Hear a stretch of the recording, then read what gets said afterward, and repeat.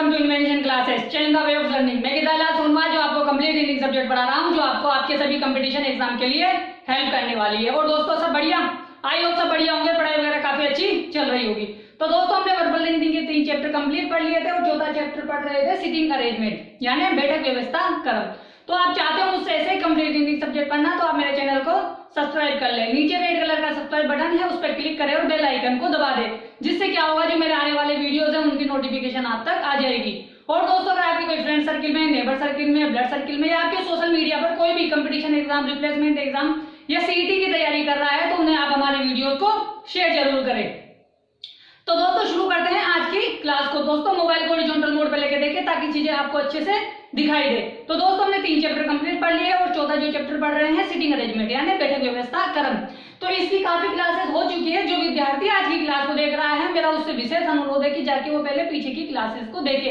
एक sitting arrangement को solve करने के लिए जो बेसिक चीजों की आवश्यकता होती है वो मैंने पीछे की क्लास में पढ़ाई है। ठीक है दोस्तों, तो पहले आप पीछे की क्लास को देखें, फिर आगे की क्लासेस को देखना शुरू करें। तो शुरू करते हैं आज की क्लास को। तो दोस्तों हमने पिछली क्लासेस में 44 क्वेश्चन डिस्कस कर लिए हैं सिटिंग अरेंजमेंट की।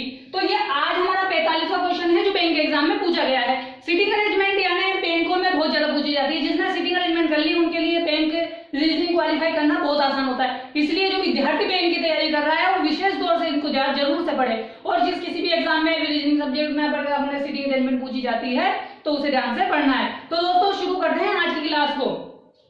आप सभी का ध्यान बोर्ड की तरफ होना चाहिए ताकि मैं ये सिटिंग अरेंजमेंट आपको समझा सकूं। बहुत ही इंपॉर्टेंट सिटिंग अरेंजमेंट है, ठीक है ना।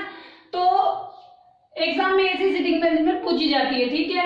तो एक सिटिंग अरेंजमेंट को सोल्व करने के लिए क्या होता है, सबसे पहले एक बार उसको पढ़ लो, आप फटाफट से उसको पढ़ लो कि वो कहना क्या चाहता है। उसके बाद हम ये देखेंगे कि भाई उसमें क्या क्या बातें बोली गई हैं जिनको हम लिंक कर सके, ठीक है। तो आप सभी का ध्यान बोर्ड की तरफ होना चाहिए ताकि हम इसको अच्छे से समझ सके और उसको सोल्व आउट कर सके।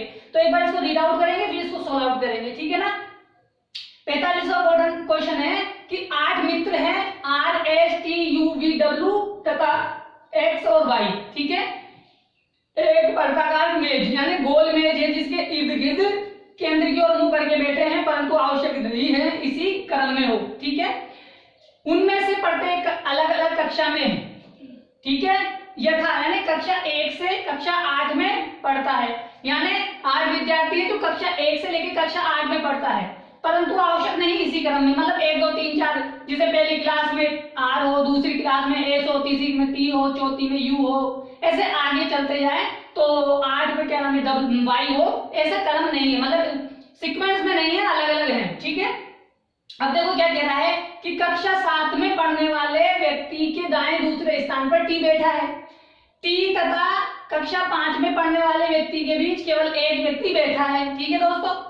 कक्षा 8 में पढ़ने वाले व्यक्ति के बाएं तीसरे स्थान पर X है। T कक्षा 8 में नहीं पढ़ता है। कक्षा 6 में पढ़ने वाला व्यक्ति U के ठीक बाएं बैठा है। U कक्षा 5 या 8 में नहीं पढ़ता है, ठीक है दोस्तों। कक्षा 6 तथा कक्षा 7 में पढ़ने वाले व्यक्ति एक दूसरे के अगल बगल बैठे हैं। कक्षा 8 में पढ़ने वाला कक्षा 8 में पढ़ने वाला व्यक्ति का एक निकटतम पड़ोसी कक्षा 2 में पढ़ता है, ठीक है दोस्तों। S और तथा Y एक दूसरे के निकट अगल बगल बैठे हैं, ठीक है। R तथा S के बीच में एक व्यक्ति बैठा है। V कक्षा 1 में नहीं पढ़ता है। R कक्षा 5 में पढ़ता है, ठीक है। Y कक्षा 2 में नहीं पढ़ता है।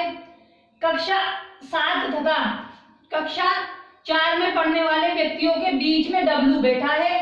कक्षा 1 में पढ़ने वाले विद्यार्थी के दाएं दूसरे स्थान पर X बैठा है, ठीक है दोस्तों। हमने इस सिटिंग अरेंजमेंट को पढ़ लिया, ठीक है। तो इसमें क्या कह रहा है, इस गोले की बात हो रही है जिसके इर्द गिर्द 8 लोग बैठे हैं जो कक्षा 1 से लेकर कक्षा 8 तक पढ़ते हैं, 8 लोग। तो दोस्तों शुरू करते हैं इसको सोल्व आउट करना। तो एक सिटिंग अरेंजमेंट को सोल्व करने से पहले हमें ये देखना होता है कि वो सिटिंग अरेंजमेंट एक दूसरे से कनेक्टेड कहां से चल रही है। देखो शुरू में जब मैंने सेंटेंस देखा तो कक्षा 7 की बात हो रही है और T की बात हो रही है। जब मैं दूसरी लाइन में पहुंचा तो वहां पे T की बात हो रही है। फिर उसके आगे पहुंचता हूं तो पता नहीं किसकी बात हो रही है। लेकिन पहले सेंटेंस और दूसरे सेंटेंस में मुझे T की और T लिंक मिल रहा है पहली लाइन से, तो मैं इस सिटिंग अरेंजमेंट को पहली ही लाइन से उठा लूंगा। क्यों? क्योंकि ज्यादातर क्या होता है सिटिंग अरेंजमेंट पहली ही लाइन से कनेक्ट होते हैं, पर कई बार क्या होता है कि वो पहली लाइन से ना कनेक्ट होकर दूसरी लाइन से कनेक्ट होते हैं। 90% तो पहली लाइन से कनेक्टेड मिल जाते हैं, बाकी कई बार 10% ऐसे होते हैं जो सेकंड या थर्ड लाइन से कनेक्टेड होते हैं। तो शुरू करते हैं सीटिंग अरेंजमेंट को सोल्व करना। आप सभी का ध्यान बोर्ड की तरफ होना चाहिए ताकि मैं अच्छे से आपको समझा सकूं। ठीक है दोस्तों, चलो शुरू करते हैं। देखो क्या बोला है, एक गोले के इर्द गिर्द बैठे हैं, सभी का मुख केंद्र की तरफ है। ठीक है दोस्तों, देखो ये मैंने गोला बना दिया, सभी का मुख केंद्र की तरफ कर दो। ठीक है, ये केंद्र की तरफ इनका मुख है। ठीक है, सभी का मुख किधर है, केंद्र की तरफ है। अब क्या बोल रहा है, देखो कि कक्षा 7 में पढ़ने वाले के दाएं दूसरे स्थान पर टी है। मुझे नहीं पता कि कक्षा 7 में कौन पढ़ता है, लेकिन मुझे इतना पता है कि कक्षा 7 में पढ़ने वाले के दाएं दूसरे स्थान पर टी है। मैंने आपको कभी भी बताया है कि हमेशा यहां से चुनो। तो यहाँ पे कौन बैठा है, कक्षा 7 में पढ़ने वाला बैठा है। यहां से क्या होगा कि यहां से आपको ये पता लग जाएगा कि ये मेरा राइट है और ये मेरा लेफ्ट है। यहां से सारा सीक्वेंस सही बैठता है। ठीक है ना, तो आप हमेशा ये से लेके करें। ठीक है, चाहे गोला हो, चाहे वर्ग हो, चाहे आयत हो, बस आप ऐसे ही बिठाएं। अगर सिंगल रो में है, डबल रो में है तो उसको छोड़ के। ठीक है ना, सिंगल पंक्ति वाली में जैसे जैसे सेंटेंस बोले वैसे बिठाना होता है। हमने यहाँ पे 8 को एक साथ बिठा दिया है। अब जैसे जैसे आवश्यकता पड़ेगी हम एडजस्ट करते जाएंगे। पर पहले सिंगल रो डबल रो वाला जब आता है, सिंगल पंक्ति डबल पंक्ति वाले में हम ऐसे नहीं बिठा सकते, उसमें क्या है गड़बड़ हो जाती है। उसमें भी कभी कभी मान लेते हैं, लेकिन ज्यादातर हम जैसा वो इंफॉर्मेशन देता है वैसा ही करते हैं। अब देखो आगे बढ़ते हैं कि कक्षा 7 में पढ़ने वाले के दाएं दूसरे स्थान पे टी है। कक्षा 7 में पढ़ने वाले के दाएं, दाएं इधर वाला 1 2, दूसरे स्थान पे कौन बैठा है, टी बोल बैठा है। ठीक है, कोई परेशानी दोस्तों, यहाँ बैठा हूं मैं, यहाँ से मैं हमेशा खुद को मान ले ताकि आसानी से सोल्व करे। यहाँ पे मैं बैठा हूं, मेरे दाएं दूसरे स्थान पे कौन बैठा है, टी, क्योंकि मेरा मुख केंद्र की तरफ है, तो मेरा राइट ये वाला होगा और मेरा लेफ्ट ये वाला होगा। अब देखो अब क्या बोल रहा है कि कक्षा टी तथा कक्षा 5 में पढ़ने वाले के बीच एक व्यक्ति बैठा है। देखो दोस्तों, टी यहाँ है और कक्षा 5 में जो पढ़ता है उसके पीछे एक व्यक्ति है। देखो एक व्यक्ति इधर अगर मान ले तो इधर तो कक्षा 7 वाला बैठा है, तो इधर तो मान नहीं सकते, तो हमें क्या मानना पड़ेगा, उधर मानना पड़ेगा। तो एक व्यक्ति ये है और ये कौन सी में पढ़ता है, कक्षा 5 में पढ़ता है। ठीक है दोस्तों, आई हो समझ में आया, क्योंकि इधर हम नहीं ले सकते। क्यों, क्योंकि इधर तो ऑलरेडी बैठा हुआ है, तो हमें इधर ही मानना पड़ेगा। और वी के लिए एक बात बोली गई थी आगे, क्या बोली थी कि आर कक्षा 5 में पढ़ता है। देखो आर जो है ना किस में पढ़ता है, कक्षा 5 में पढ़ता है। ठीक है, ये बात इसमें बोली थी। तो हमें एक बार पढ़ लेने से ये पता लग जाता है कि भाई सीटिंग अरेंजमेंट क्या क्या हमसे कह रहा है। तो उसने ये बात बोली कि टी के दाएं दूसरे स्थान है, कक्षा 7 में पढ़ने वाले के दाएं दूसरे स्थान पे टी है, टी और 5 कक्षा में पढ़ने वाले के बीच में एक व्यक्ति है। ठीक है, और आर जो कक्षा 5 में आर पढ़ता है, ये बात यहाँ पे बोल दी गई थी कि आर कक्षा 5 में पढ़ता है। अब देखो अब क्या बोल रहा है, ऊपर से आते हैं, वहां पे एक बात और बोली है कि आर तथा एस के बीच में एक व्यक्ति बैठा है। देखो आर यहाँ है और इधर टी बैठा हुआ है, तो इनके बीच में तो टी इधर आ नहीं सकता, एस इधर नहीं आ सकता। क्यों, क्योंकि भाई सब इधर तो टी बैठा हुआ है। लेकिन अगर हम आर के इधर चले तो मैं इसको अगर यहाँ पे बिठा दूं, किसको, एस को, तो एस और आर के बीच में एक व्यक्ति बैठ सकता है। यहां तक कोई परेशानी आपको नहीं होगी, क्योंकि हमने ये पढ़ लिया था कि भाई जैसे जैसे कंडीशनें मिलेगी हम उनको सोल्व करते चले जाएंगे। ठीक है, अब देखो आगे क्या बोल रहा है। अब एक बात अब देखते हैं हम, अब ऊपर से पढ़ते हुए आते हैं, इनसे रिलेटेड कोई बात बोल रहा है तो उसको एडजस्ट करेंगे। वैसे और बातें भी बोली गई हैं, लेकिन उनको हम आगे देखते हैं। अब देखो यहां तक हो गया, 5 में पढ़ता है। अब देखो क्या बोल रहा है कि कक्षा 8 में पढ़ने वाले के बाएं तीसरे स्थान पर एक से, मुझे तो नहीं पता कि कक्षा 8 कहाँ है, बहुत सारी जगह है, कहीं पे भी बैठ सकती है, इस लाइन को छोड़ दो, होल्ड रखेंगे। ठीक है, अब देखो कक्षा 6 में पढ़ने वाला व्यक्ति यू के ठीक बाएं है।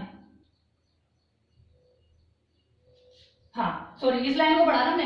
कक्षा 8 में पढ़ने वाले व्यक्ति के बाएं तीसरे स्थान पर एक्स बैठा है। हमें नहीं पता कि 8 कहाँ बैठेगा, कौन है कक्षा 8 में, लेकिन हमें नहीं पता, हमने छोड़ दिया। अब बोल रहा है कि टी कक्षा 8 में नहीं पढ़ता। ठीक है दोस्तों, देख लो, इसको हमें इधर लिख रहा हूं कि टी जो है, ताकि आपको समझा सकूं मैं, एक छोटा सा बॉक्स बना लीजिए ताकि आपको आसानी से समझ में आ सके कुछ चीजें। टी जो है किस में नहीं पढ़ता है, कक्षा 8 में नहीं पढ़ता है। ठीक है, कोई परेशानी नहीं है। क्या बोल रहा है कि कक्षा 8 में पढ़ना है, टी कक्षा 8 में नहीं पढ़ता है। कक्षा 6 में पढ़ने वाला व्यक्ति यू के ठीक बाएं बैठा है। भाई पता नहीं कहाँ है, लेकिन कक्षा 6 में जो पढ़ता है ना वो यू के ठीक बाएं है। अब देखो आगे बात करते हैं, क्या कक्षा 6 और की कोई बात बोल रहा है? देखो आगे देखते हैं। यू कक्षा 5 या कक्षा 8 में नहीं पढ़ता है। यू जो है किसमें नहीं पढ़ता है? कक्षा 5 या कक्षा 8 में नहीं पढ़ता है। कक्षा 5 और कक्षा 8 में नहीं पढ़ता है। कौन नहीं पढ़ता है? यू नहीं पढ़ता है।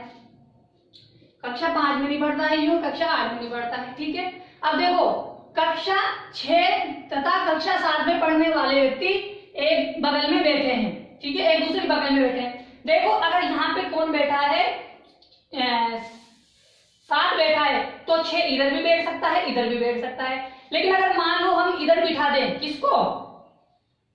कक्षा 6 में पढ़ने वाले को। देखो समझने की कोशिश करना, मैं आपको डायग्राम बना के समझा रहा हूं ताकि बहुत जरूरी है। क्या है कि मैं नहीं चाहता कि आप कंफ्यूज हो। देखो ये कौन है? कक्षा 7 में पढ़ता है। ठीक है, इधर टी बैठा हुआ है। उधर हमारे पास कक्षा 5 में कौन पढ़ता है? आर पढ़ता है, और आर और एस के बीच में एक व्यक्ति है। अब देखो, अब एक बात बोली है कि कक्षा 6 तथा कक्षा 7 में पढ़ने वाले एक दूसरे के निकटतम पड़ोसी हैं। ठीक है, देखिए मैंने यहाँ पे मान लिया कक्षा 6 को, और एक कंडीशन ये हो सकती है कि यहाँ पे भी आ सकता है, तो मैंने यहाँ मान लिया कक्षा 6 को। ठीक है, कोई परेशानी नहीं होगी। अब एक बात बोलो, अब आप एक बात देखो, उसने ये बोला कि कक्षा 6 में पढ़ने वाला व्यक्ति यू के ठीक बाएं है। अब मुझे बताओ कि अगर यू कक्षा 5 या बैठी है तो ये क्या बैठा है? ये किसके बाएं बैठना चाहिए? ये बैठना चाहिए यू के बाएं। यू के बाएं बैठना चाहिए कक्षा 6 में बैठने वाला व्यक्ति। कक्षा 6 में पढ़ने वाला व्यक्ति यू के ठीक बाएं है। अगर यू यहाँ आता तो ये यहाँ पे आ सकता था, मगर यहाँ पे तो ऑलरेडी हमारे पास टी बैठा हुआ है, तो हम यहाँ पे किसको नहीं बिठा सकते? कक्षा 6 वाले को नहीं बिठा सकते। तो कक्षा 6 वाले को यहाँ नहीं बिठा सकते, तो क्यों ना यूं किया जाए कि कक्षा 6 वाले को हम यहाँ पे बिठा लें। अगर हम यहाँ पे बिठा लें तो यहाँ पे अगर यू को बिठाएंगे और यहाँ पे यू को बिठाएंगे तो कक्षा 6 में यू के बाएं, यू के ठीक बाएं कौन आ जाएगा? कक्षा 6 में पढ़ने वाला हो जाएगा। और ये कौन? कक्षा 6 में पढ़ने वाले, कक्षा 7 में पढ़ने वाले पड़ोसी भी हो जाएंगे, यानी अगल बगल में बैठ जाएंगे। यहाँ तक दोस्तों आपको कोई समस्या नहीं होगी। एक एक लाइन जैसे बोलता जा रहा है वैसे मैं सोल्व करके आपको बता रहा हूँ। 2 कंडीशन है, एक कंडीशन ये है, एक कंडीशन ये है। अब देखो आगे चलते हैं। आगे क्या बोल रहा है कि कक्षा 8 में पढ़ने वाले व्यक्ति का एक निकटतम पड़ोसी कक्षा 2 में पढ़ता है। अब देखो टी तो कक्षा 8 में पढ़ नहीं सकता, ठीक है ना? तो ये क्या बोल रहा है? ये बोल रहा है कि कक्षा 8 में पढ़ने वाला व्यक्ति एक निकटतम पड़ोसी है कक्षा 2 में पढ़ने वाले का। भाई हमें पता है कि टी तो 8 में पढ़ता नहीं है, तो टी यहाँ नहीं आएगा, मतलब 8 यहाँ नहीं आ सकता। जब 8 यहाँ नहीं आ सकता तो 8 यहाँ आ सकता है, यहाँ आ सकता है ना? तो हम अभी नहीं मानेंगे, इसको होल्ड रखेंगे। ठीक है, आगे चलते हैं। अब देखो आगे क्या बोल रहा है कि S तथा Y एक दूसरे के बगल में बैठे हैं। देखो एक कंडीशन ये है, एक कंडीशन ये है, एक कंडीशन ये है, एक कंडीशन ये है। मान लीजिए कि हमें S और Y को क्या करना है? पड़ोसी बनाना है, यानी अगल बगल में बिठाना है। तो मैंने क्या किया? इनको ऐसे बिठा दिया। 2 कंडीशन क्या हुई? एक कंडीशन में तो क्या हुआ कि S के बगल में Y ऐसे बैठ सकता है, एक कंडीशन में Y के बगल में और S के Y ऐसे बैठ सकते हैं। ठीक है, यहां तक कोई समस्या नहीं होगी। अब आगे देखते हैं। अब आगे क्या बोल रहा है कि यह हो गया है R तथा S के बीच में एक व्यक्ति है, R तथा S के बीच में एक व्यक्ति है, R तथा S के बीच में एक व्यक्ति है।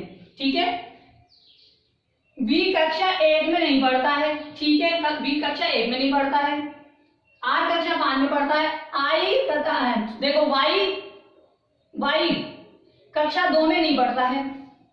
देखो Y 2 में नहीं पढ़ता है, Y 2 में नहीं पढ़ता है। अब देखो इसने एक बात बोली कि कक्षा 8 में पढ़ने वाला, कक्षा 2 में पढ़ने वाले एक दूसरे के बगल में बैठे हैं। कहाँ ये बात बोली है? कहीं पे तो बोली थी, इसने बोली है कहीं पे कि कहाँ पे गया?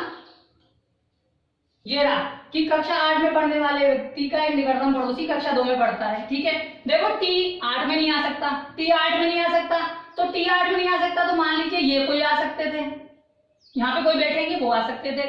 यहाँ पे अब यहाँ पे क्या बोला है, यहाँ पे ये बोला गया है कि एस सेकंड में नहीं बैठा है, तो एस सेकंड में नहीं बैठा, वाई किस में नहीं बैठा है, वाई सेकंड क्लास में नहीं पढ़ता है। ठीक है, यहाँ तक कोई समस्या नहीं है। अब देखो जब हमने ऊपर पढ़ा था तो ऊपर एक बात बोली थी कि कक्षा 8 में पढ़ने वाले के बाएं तीसरे स्थान पर एक्स है। ठीक है, और देखो और आगे कोई बात मिलती है तो वाई कक्षा सेकंड में नहीं मिलता, कक्षा 7 तथा कक्षा 4 में पढ़ने वाले के बीच में डब्लू बैठा है। अब देखो यहाँ पे कौन बैठा हुआ है, 7 बैठा है, तो कक्षा 7 और कक्षा 4 के बीच में डब्लू बैठना चाहिए। देखो इधर तो हमारे पास ऑलरेडी कौन बैठा हुआ है, वाई बैठा हुआ है, तो अगर मान लीजिए मैं यहाँ पे डब्लू को बिठा दूं तो ये कक्षा 4 में बैठ सकता है।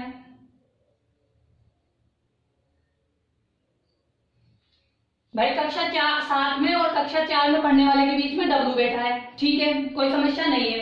अब देखो यहाँ पे तो हमारे पास कौन आ चुका है, क्या नाम है हमारे पास, यहाँ पे तो आ गया कौन, 4। अब बचा क्या, अब यहाँ पे ये बोला कि भाई सब कक्षा 7 में कक्षा 2 में पढ़ने वाले कक्षा 8 में पढ़ने वाले एक दूसरे के क्या है, निकटतम पड़ोसी है। अब मान लीजिए कि ये 2 लोग हैं जो कक्षा कौन सी में पढ़ सकते हैं, इधर वाले, क्योंकि अब कक्षा 8 वाले और कक्षा 2 वाले किधर आएंगे, इधर आएंगे। क्यों, क्योंकि भाई यहाँ तो 4 आ गया, अगर यहाँ 8 आएगा तो 2 यहाँ नहीं आ सकता, यहाँ पे अगर 8 आ गया तो 2 नहीं आ सकता, यानी 8 और 2 एक दूसरे के बगल में बैठेंगे, तो वो किधर बैठ सकते हैं, इस दोनों जगह बैठ सकते हैं। कहाँ बैठ सकते हैं, इस दोनों जगह बैठ सकते हैं। अब देखो मान लीजिए कि इसने क्या बोला है कि टी 8 में नहीं है, वाई किस में नहीं है, 8 में नहीं है, तो ये वाई 8 में नहीं हो सकता, तो ये तो किस में आ चुका है हमारे पास, 6 में आ गया। ये वाई किस में नहीं आ सकता, 8 में नहीं आ सकता, वाई 8 में आ सकता है। ठीक है, वाई 8 में आ सकता है, ये 2 में आ सकता है, ये किस में आ सकता है, 8 में आ सकता है, और ये किस में आ सकता है, 2 में आ सकता है। तो यहां तक कोई परेशानी नहीं आई होगी दोस्तों। अब देखो अब एक बात बोल रही है कि क्या बोल रहा है कि कक्षा 8 में पढ़ने वाला है, कक्षा 8 में पढ़ने वाले व्यक्ति के बाएं तीसरे स्थान पर एक्स बैठा है। अब देखो अगर मान लीजिए यहाँ पे कक्षा 8 है, कक्षा 8 के बाएं 1 2 3 तीसरे स्थान पर एक्स बैठा है। जब यहां से मैं कक्षा 8 चलता हूं तो 1 2 3 मुझे यहाँ पे एक्स मिलता है, टी मिलता है, तो मैं एक्स को कहां बिठा सकता हूँ, यहाँ पे मैं बिठा नहीं सकता। क्यों, क्योंकि भाई यहाँ पे तो टी बैठा हुआ है, तो इसका मतलब यह हुआ है कि यहाँ पे जो है कक्षा 8 वाला वो बैठ नहीं सकता, तो कक्षा 8 में अगर ये नहीं बैठ सकता तो मैं एस को कक्षा 8 में बिठा सकता हूँ। ठीक है, अगर तो ये कंडीशन तो गलत हो गई। अब कक्षा 8 में बैठने वाला और कक्षा 2 में बैठने वाला एक दूसरे के बगल में बैठे हैं, तो मान लीजिए कक्षा 2 में यहाँ बिठा दूं। अब ये बोल रहा है कक्षा 8 में बैठने वाले के बाएं तीसरे स्थान पर एक्स है, तो देखो इसके बाएं तीसरे स्थान पर 1 2 3 एक्स बैठ सकता है। ठीक है दोस्तों, तो यहाँ पे हमारे पास देखो 1 2 3 4 5 6 तो ये क्या नाम है क्लासेज आ चुकी है। ठीक है, और 6 लोग बैठ चुके। अब देखो अब क्या बोल रहा है कि कक्षा 1 में पढ़ने वाले विद्यार्थी के दाएं दूसरे स्थान पर एक्स बैठा है। अब देखो यहाँ पे तो कक्षा 2 है, कक्षा 5 है, तो इधर तो खाली नहीं है, अब खाली जगह बची ये। तो अगर मान लीजिए मैं इसको फर्स्ट मानूं तो कक्षा 1 में पढ़ने वाले के दाएं दूसरे स्थान पर एक्स है, कक्षा 1 में पढ़ने वाले के दाएं दूसरे स्थान पर कौन बैठा है, एक्स बैठा है। तो अब देखो हमारे पास कितनी क्लासेस बैठ चुकी है, 1 2 3 4 5 6 7। अब बची हुई जो क्लास होगी वो किसकी हो जाएगी, एक्स की हो जाएगी। तो बची हुई क्लास कौन सी है, 3, तो 3 किसकी हो जाएगी, एक्स की हो जाएगी। अब बचा हुआ जो व्यक्ति है कौन है, वो यहाँ पे आ जाएगा, कौन है, आर आ चुका है, एस आ चुका है, टी आ चुका है, यू आ चुका है, वी कहाँ आ जाएगा, यहाँ पे आ जाएगा। तो दोस्तों आई होप आपको समझ में आ गई होगी ये सिटिंग अरेंजमेंट कि किस तरह से सोल्व किया गया है। काफी घुमा के फिरा के सिटिंग अरेंजमेंट है, पर आई होप आपको ये समझ में आ गई होगी। आप दोबारा से एक बार वीडियो को देखोगे तो आपको समझ में आ जाएगी, है ना। देखो हो सकता है कि आप इस चीज को यहाँ पे कंफ्यूज हो जाओ, लेकिन आपको एक बार बिठा के देखना पड़ेगा कि यहाँ पे जब मैं लेता हूँ किसको 8 को, तो उसके बाएं तीसरे स्थान पर एक्स यहाँ आता है, जबकि यहाँ पे तो टी बैठा हुआ है। तो हमें एस को 8 मानेंगे, तभी तो जाके एक्स बैठेगा, और एक्स जब यहाँ बैठेगा तो फर्स्ट वाले के दाएं दूसरे बैठ जाएगा। ठीक है, आई होप दोस्तों यहाँ तक आपको समझ में आ गई होगी। सीटिंग अरेंजमेंट को ड्रॉ कर दिया है। अब जो क्वेश्चन आने वाले हैं उनका आंसर देने के लिए आप लोग तैयार हो जाएं। ठीक है दोस्तों, तो आपकी स्क्रीन पे क्वेश्चन आने वाले हैं, उनका आंसर दीजिएगा।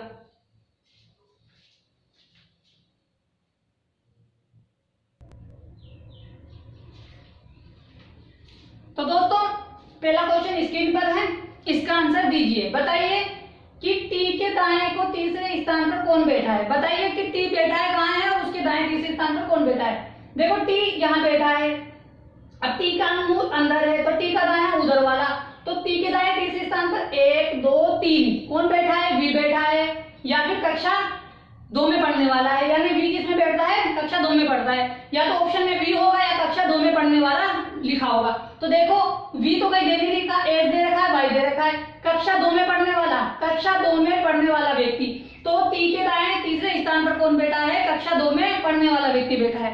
ठीक है दोस्तों, कौन बैठा है, कक्षा 2 में पढ़ने वाला व्यक्ति बैठा है। तो आई होप आपको समझ में आया होगा कि एक बार आप ड्रॉ कर दोगे क्या नाम है डायग्राम को, तो क्वेश्चन का आंसर देना आसान हो जाएगा। ठीक है, अगर आपको समझ में आ गया है क्वेश्चन तो इसका स्क्रीनशॉट ले ले, फिर आगे वाला क्वेश्चन करते हैं। ठीक है दोस्तों, आप स्क्रीनशॉट ले लो, फिर आगे वाला क्वेश्चन करते हैं। ठीक है,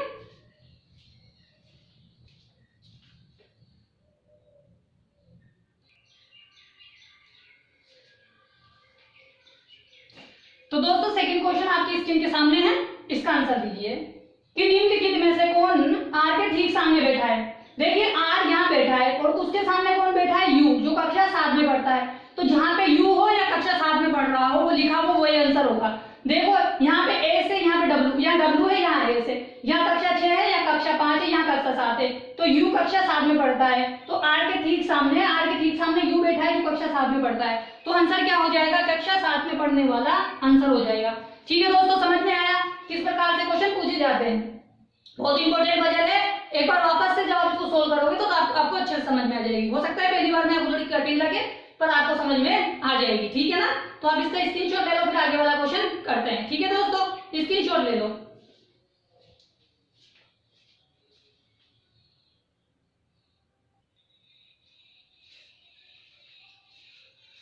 तो दोस्तों तीसरा क्वेश्चन स्क्रीन पे आपके सामने है, इसका आंसर दीजिए कि निम्नलिखित में से कौन सा जोड़ा वी के अगल बगल में बैठे व्यक्तियों को निरूपित करता है। बताइए कि वी के बगल में कौन कौन बैठा है। देखो वी कहाँ बैठा है, यहाँ बैठा है, इसके बगल में एस बैठा है, आर बैठा है, एस कक्षा 8 में पढ़ता है और आर कक्षा 5 में पढ़ता है। अब देखो कि एस और आर हो और कक्षा 8 हो या कक्षा 5 हो। अब देखो पहली लाइन में आर दे रखा है, ठीक है, तथा कक्षा 8 में पढ़ने वाला व्यक्ति, बिल्कुल कि आर भी है, कक्षा 8 में पढ़ने वाला भी है। तो वी के बगल में कौन बैठा है, आर बैठा हुआ है और कक्षा 8 में पढ़ने वाला व्यक्ति बैठा है। तो हमारा आंसर कौन सा हो गया, फर्स्ट वाला हो गया। ठीक है दोस्तों, तो आंसर कौन सा हो गया हमारा, फर्स्ट वाला आंसर हो गया। तो आई होप आपको समझ में आ गया होगा कि किस प्रकार से क्वेश्चन पूछे जाते हैं। ठीक है, क्वेश्चन का स्क्रीनशॉट ले लो, फिर आगे वाला क्वेश्चन करते हैं। भाई हमने ड्रॉ कर दिया है डायग्राम, क्वेश्चनों के आंसर देने हैं, बस समझना है कि क्वेश्चन किस प्रकार से पूछे जाते हैं। ठीक है ना, आप स्क्रीनशॉट ले लो, है ना।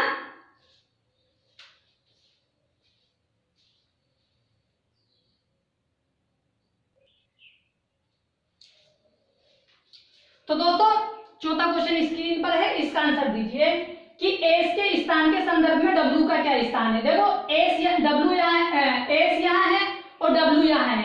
अब हमें ये देखना है कि बाएं से चले या दाएं से चले, उसका स्थान क्या है। देखो जब हम एस के दाएं चलते हैं तो 1 2 3, दाएं से तीसरा है और बाएं से 1 2 3 4 5 6, तो बाएं से छठा है और दाएं से तीसरा है। अब देखो पहले ये देख लो कि दाएं से तीसरा कहीं दे रखा है क्या, दाएं से तीसरा, तीसरा ऑप्शन है, बिल्कुल है, दाएं से तीसरा, तीसरा ऑप्शन है। अब देखो 1 2 3 4 5 6 7, 1 2 3 4 5 6, ओ 1 2 3 4 5, क्या बाएं से पांचवा दे रखा है क्या कहीं पे। देखो बाएं से चौथा दे रखा है, बाएं से छठा दे रखा है, लेकिन बाएं से पांचवा नहीं दे रखा है। तो यानी दाएं से जो तीसरा है ना वो हमारा आंसर हो जाएगा।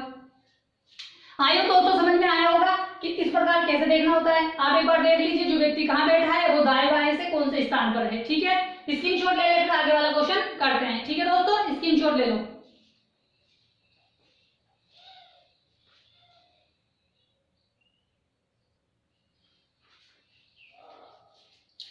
ठीक है दोस्तों, 5वां क्वेश्चन स्क्रीन पर है, इसका आंसर दीजिए कि निम्नलिखित में से कौन कक्षा 2 में पढ़ने वाले व्यक्ति के बाएं चौथे स्थान पर है।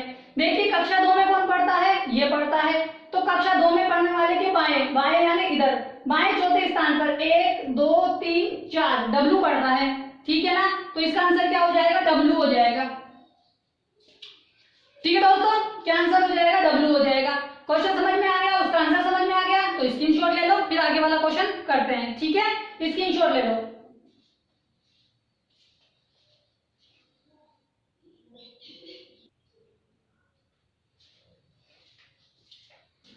तो दोस्तों छठा क्वेश्चन आपके सामने है जो इस सीटिंग अरेंजमेंट से रिलेटेड है, जो एग्जाम में पूछा गया है कि निम्नलिखित में से कौन कक्षा 2 में पढ़ने वाले व्यक्ति तथा डब्लू के ठीक बीच में बैठा है। देखो डब्लू यहाँ है और क्या बोला है, कक्षा 2 है, कक्षा 2 में तथा डब्लू के बीच में कौन बैठा है। देखो बताओ, कक्षा 2 में यहाँ है, डब्लू यहाँ है, कि ठीक बीच में कौन बैठा है। देखो इधर से कौन बैठा है, वाई बैठा है, और इधर से कौन बैठा है, एक्स बैठा है। देखो गिनो, इधर से 1 2 3, तो 3 के बीच में वाई है, इधर से 1 2 3, बीच में कौन है, एक्स है, यानी कक्षा 3 में पढ़ने वाला है, कक्षा 6 में पढ़ने वाला है। तो यहाँ पे कौन है, वाई है, यहाँ पे एक्स है, वाई एक्स में से कौन सा आंसर है, वाई।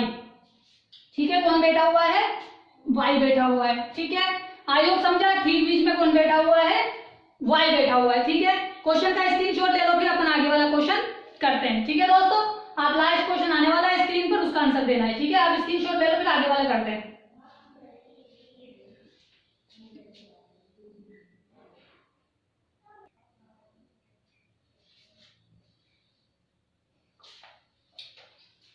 तो दोस्तों 7वां क्वेश्चन आपके सामने है जो इस सीटिंग अरेंजमेंट से रिलेटेड है, जो एग्जाम में पूछा गया है कि यदि आर से शुरू करके सभी व्यक्तियों को घड़ी की सुई की दिशा में वर्ण अनुक्रम से बिठाया जाए तो कितने व्यक्तियों का स्थान अपरिवर्तित रहेगा लेकिन आर को छोड़कर। यानी हमें क्या करना है, जो घड़ी की जो सुई होती है वो जो सही दिशा में चलती है, सुई की दिशा मतलब जो सही दिशा होती है उसके अनुसार लोगों को बिठाना है। ठीक है, ठीक है, तो सही गुड जो घड़ी चलती है उसकी सही दिशा के अनुसार बिठाना है। तो आर को जोड़कर कितने लोगों का स्थान अपरिवर्तित रहेगा। ठीक है, बताइए। देखो कहां से शुरू करना है, आर से, तो आर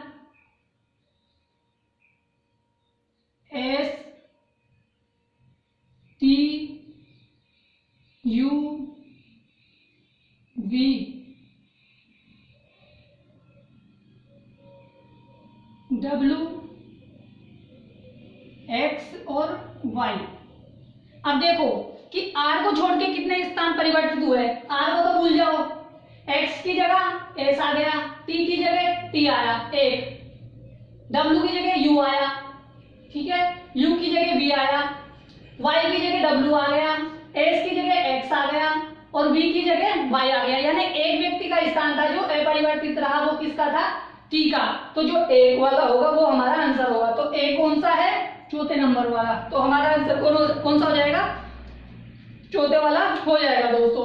तो आई होप दोस्तों आपको आज की सीटिंग अरेंजमेंट काफी अच्छे से समझ में आ गए होंगे, उस पर जो रिलेटेड क्वेश्चन है वो भी समझ में आ गए होंगे।